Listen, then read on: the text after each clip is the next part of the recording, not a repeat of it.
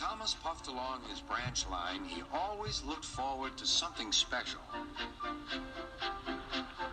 The sight of the river. As he rumbled over the bridge, he would see people fishing. Thomas often wanted to stay and watch, but his driver said no. What would Sir Topham Hatt say if we were late? Every time he met another engine, he would say, "I want to fish." But they all had the same answer. Engines don't go fishing. Silly stick in the muds, thought Thomas. One day, he stopped as usual to take in water at the station by the river. Out of order. Bother, said Thomas. I'm thirsty. Never mind, said his driver. We'll get some water from the river.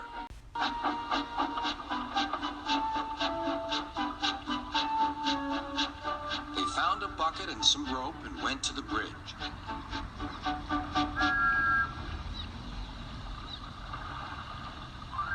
Then the driver let the bucket down to the water. The bucket was old and had 5 holes, so they had to fill it, pull it up, and empty it into Thomas's tank as quickly as they could, several times over.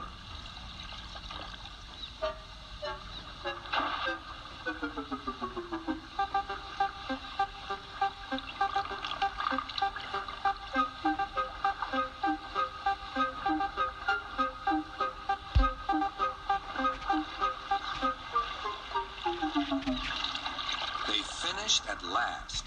That's good, puffed Thomas, and Annie and Clarabel ran happily behind.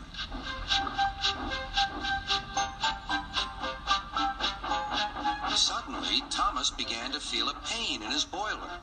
Steam began to hiss from his safety valve in an alarming way. "There's too much steam," said his driver. "Oh dear," groaned Thomas. "I'm going to burst. I'm going to burst." They damped down his fire and struggled on.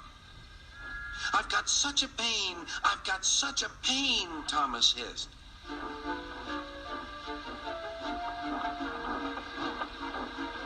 They stopped just outside the last station, uncoupled Annie and Clarabel, and ran Thomas, who was still hissing fit to burst, on a siding right out of the way.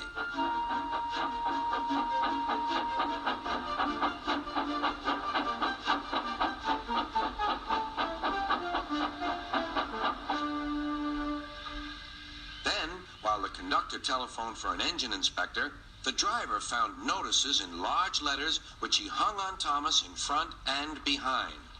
"Danger! Keep away!" Soon the inspector and Sir Topham Hatt arrived. "Cheer up, Thomas," they said. "We'll soon put you right." The driver told them what had happened. "So the feed pipe is blocked," said the inspector. "I'll just look in the tanks." He climbed up and peered in. Then he came down. "Excuse me, sir. Please look in the tank and tell me what you see." "Certainly, Inspector," replied Sir Topham Hatt. He clambered up, looked in, and nearly fell off in surprise. "Inspector," he whispered, "can you see fish?" "Gracious goodness me! How did the fish get there, driver?" "We must have fished them from the river with our bucket," replied Thomas's driver.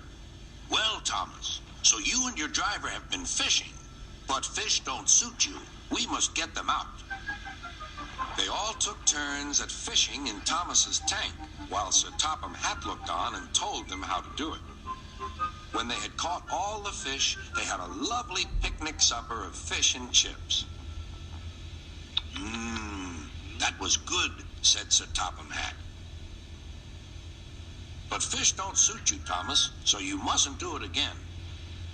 "No, sir, I won't," said Thomas sadly. "Engines don't go fishing. It's too uncomfortable."